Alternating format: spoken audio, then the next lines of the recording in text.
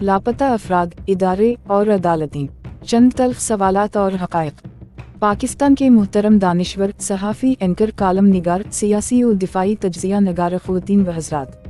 आदाब अर्ज़ में चंद तल्ख सवालात और हक़ाइक़ पर मबनी इनके जवाबात आप मुहतरम ख़वातीन व हज़रात के सामने रखने की बसद अदब जसारत कर रहा हूँ। सवाल नंबर 1, क्या हमारे यहाँ की छोटी से लेकर बड़ी अदालतें आज़ाद हैं?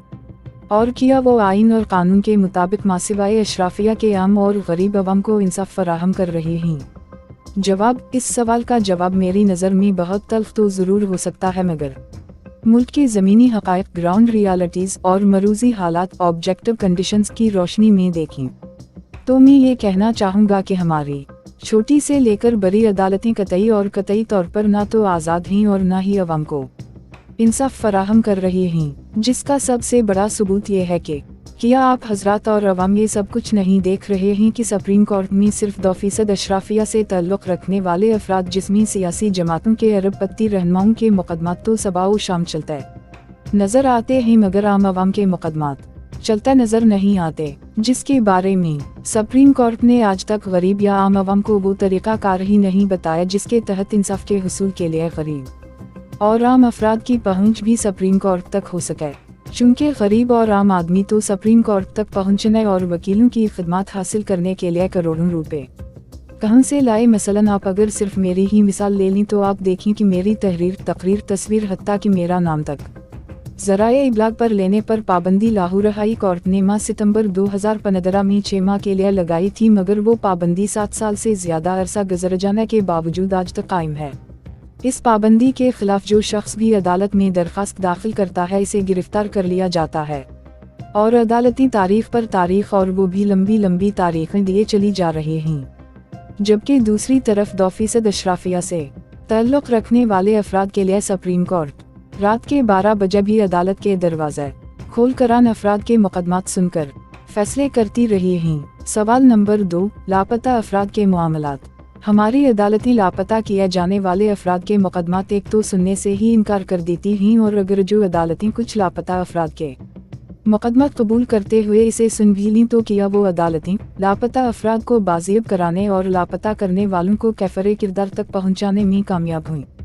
जवाब, नहीं, हरगिज़ हरगिज़ नहीं, क्योंकि लोगों को लापता करने वाले अफराद के इदारे अदालतों से ज़्यादा ताकतवर हैं। अगर अदालतें आज़ाद होती तो क्या बलूचिस्तान, KP के सिंध देही और शहरी इलाकों के हज़ारों लापता अफराद 31 साल, 20 साल, 15 साल, 10 साल, 5 साल या 4 सालों से लापता किए गए अफराद बाजियब न हो जाते, और अगर लापता अफराद बाजियब हो भी जाएं तो वो मीम सिनफ़े शुदा लाशों की शक्ल में वीरानों और जंगलों जैसे दीगर मकामात से मिलते हैं। आप हजरात ज़रा ये भी गौर करें कि नामवर अफराद के लापता होने की खबरें तो मीडिया पर आ जाती हैं, मगर हजार बलोचों, सिंधियों, पश्तूनों और मुहाजिरों के लापता किए जाने की खबरें ज़राए इब्लाग पर आती ही नहीं हैं। आप हजरात ज़रा ये गौर करें कि एक फ़र्द के लापता होने से इसका पूरा ख़ानदान न सिर्फ मुतासिर होता है, बल्कि लापता अफराद के अहल खाना साल साल से किस क़ियामत के अज़ाब से गुजर रहे हैं। आप हजरात ज़रा ये भी गौर करें कि लापता किए जाने वाले अफराद कहाँ हैं और किस हाल में हैं, वो जिंदा भी हैं या मार दिए गए हैं। इस हसास और इंतहाई करबनाक सूरत हाल से इनके अहल खाना आज तक लालम हैं। आज लापता किए जाने वाले बलोचों, पश्तूनों, सिंधियों और मुहाजिरों के अहल खाना